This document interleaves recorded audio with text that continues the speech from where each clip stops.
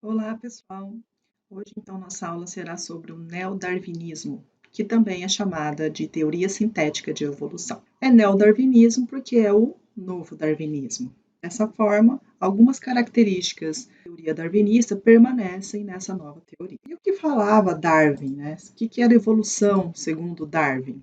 Darwin falava que a evolução era um processo lento e gradual de seleção ao longo das gerações. Então, aí está embutido o processo de reprodução. Quando falamos em gerações, estamos falando de um grupo de indivíduos que descendem de outro. E é lento e gradual, porque só verificamos a evolução ao longo de milhares de gerações. Então, se hoje eu tenho uma geração, não será na próxima geração que a população vai evoluir, vai precisar de centenas de gerações. E assim que as espécies vão se diversificar e tornar-se adaptadas ao ambiente em que vivem. Então, Darwin falava muito de adaptação ao meio. Sobrevivem e se reproduzem aqueles seres que estão bem adaptados ao meio ambiente. Recapitulando, então, quais são os elementos do darwinismo? Primeira coisa é a ancestralidade comum de todas as espécies. Né? A ancestral comum é uma espécie que, por algum processo evolutivo, deu origem a outras espécies. E é por isso que a gente representa, né, as relações evolutivas de acordo com essa imagem. Quem está aqui na base é o ancestral comum aos indivíduos que estão na região superior. Isso aqui a gente fala que é uma árvore filogenética. São diagramas ramificados que mostram as relações ancestrais. Também Darwin falava de descendência com modificação, ou seja, os filhos são diferentes dos pais. Né? Na reprodução sexuada, sempre há gerações que são diferentes dos pais.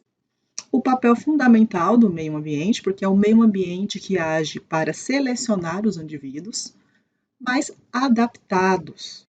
Né? Então aí entra a seleção natural.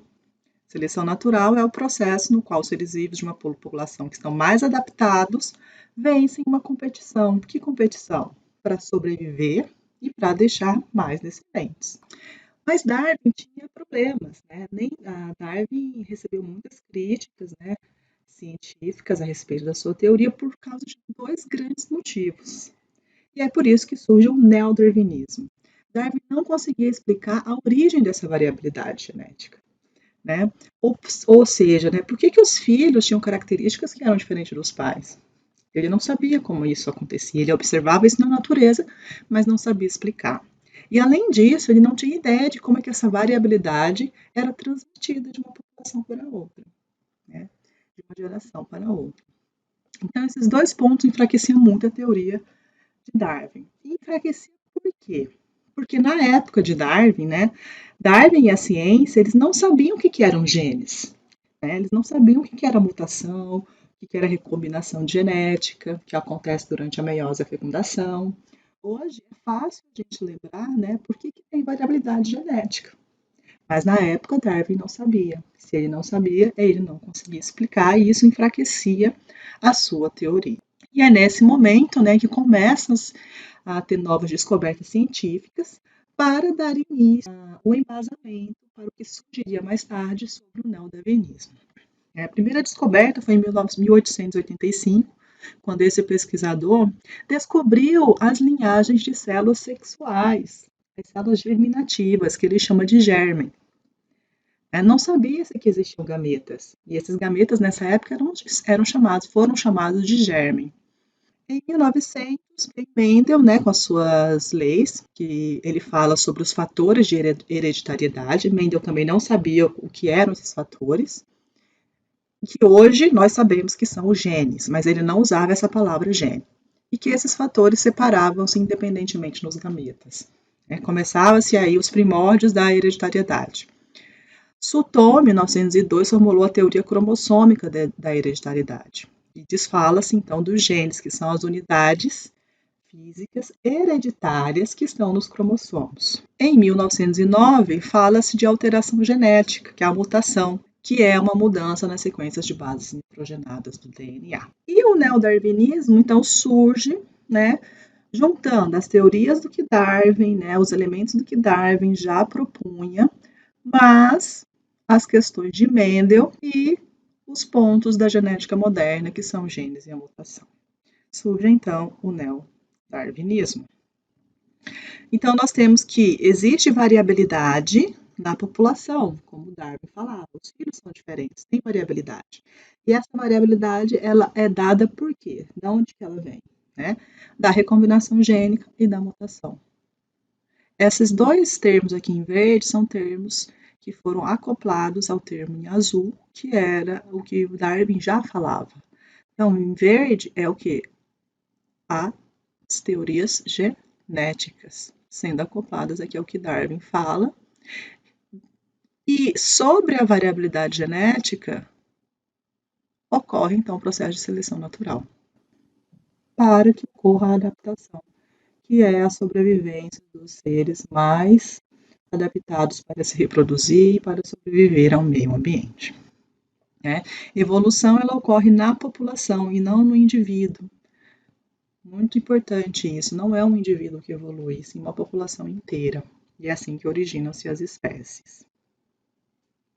O neodarwinismo surge porque explica as causas da variabilidade genética, que Darwin não conseguia explicar.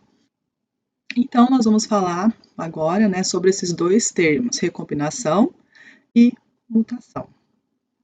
Vamos lá falar sobre a recombinação, a variabilidade genética que ocorre na recombinação gênica. Essa variabilidade é resultado de dois fenômenos que ocorrem, que é a meiose e a fecundação. E esses dois processos de meiose e fecundação que ocorrem na reprodução sexuada que geram variabilidade. Tá?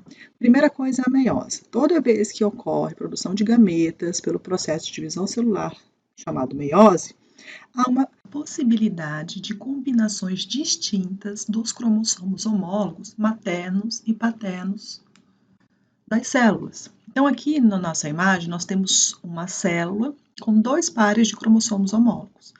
E pode ocorrer duas possibilidades de formação de gametas. Tá? Na primeira imagem, tem aqui a primeira possibilidade, que geram dois tipos de gametas diferentes. Ou, na outra imagem, né, mostrando a possibilidade de outros dois tipos de gametas diferentes.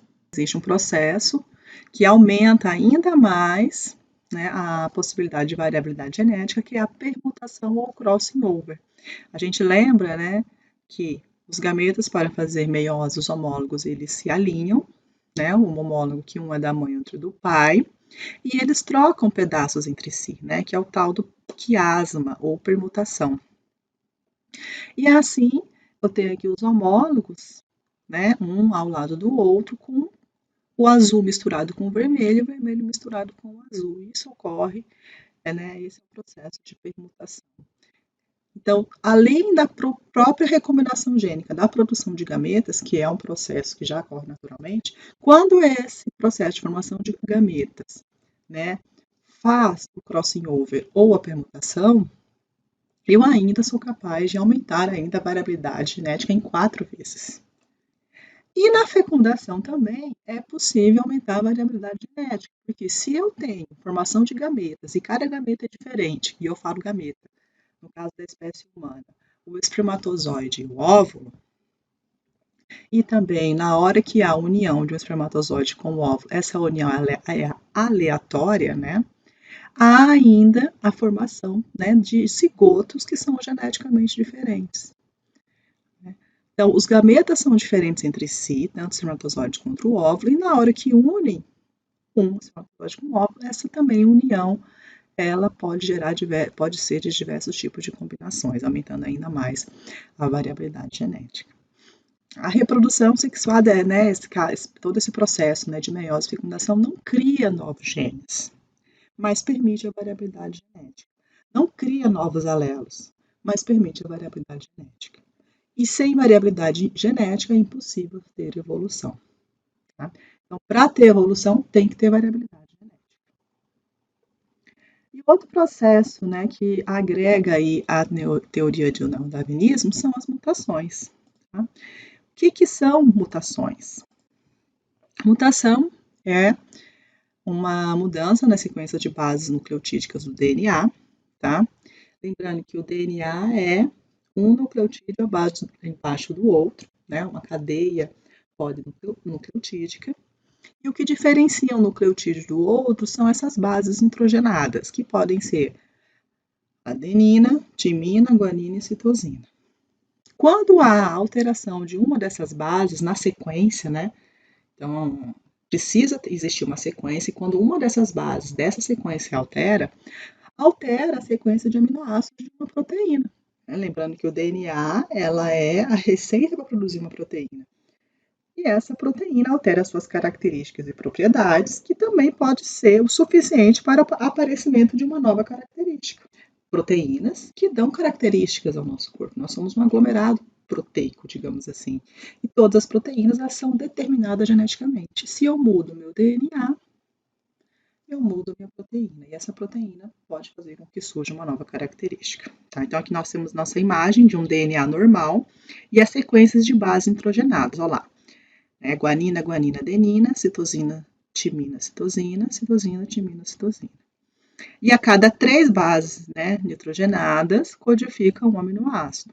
Então, esses primeiros 3 aqui, GGA codifica a prolina, depois CTC, o glutamato, e outro CTC, o glutamato.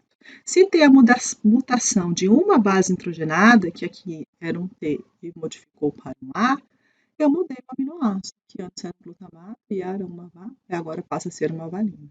Então, eu tenho um DNA mutado. A mutação só poderá gerar evolução se ocorrer nas células germinativas, ou seja, nas células sexuais. Se eu tenho uma mutação na célula do meu dedo, né, que é uma célula somática, essa mutação não gera evolução.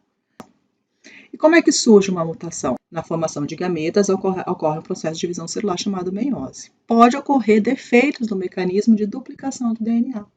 Ocorre um erro, né? Que ao invés de colocar uma timina, ele colocou uma AD. Por que isso pode acontecer, esse erro? Alguns fatores ambientais podem induzir esse erro, como radioatividade, luz ultravioleta, alguns produtos químicos, que podem estar aumentando a chance desses defeitos de duplicação do DNA acontecer.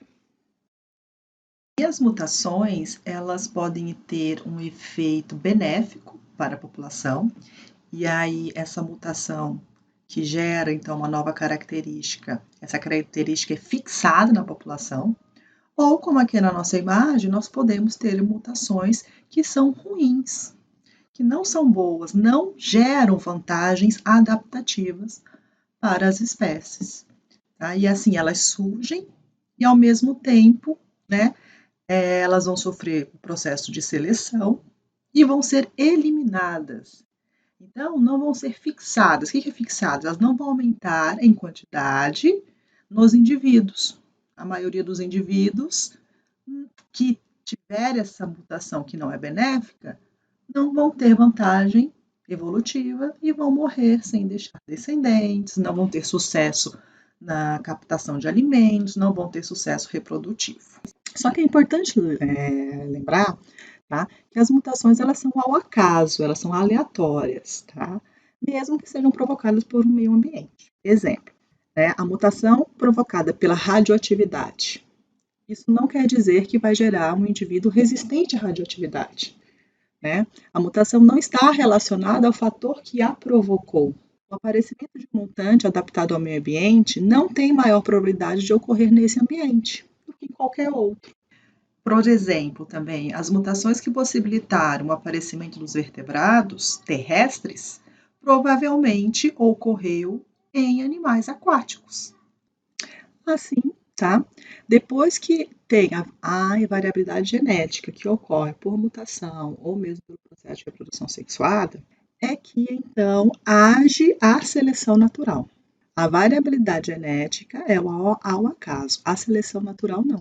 A seleção natural, a sobrevivência de alguns indivíduos não é mera casualidade, mas ocorre devido a uma presença de características mais adaptadas àquele ambiente. Uma espécie evolui quando um certo período de tempo sofre alteração na frequência de determinados alelos, conferindo uma característica mais adaptada àquele ambiente. Só assim é possível ocorrer evolução dentro de uma população.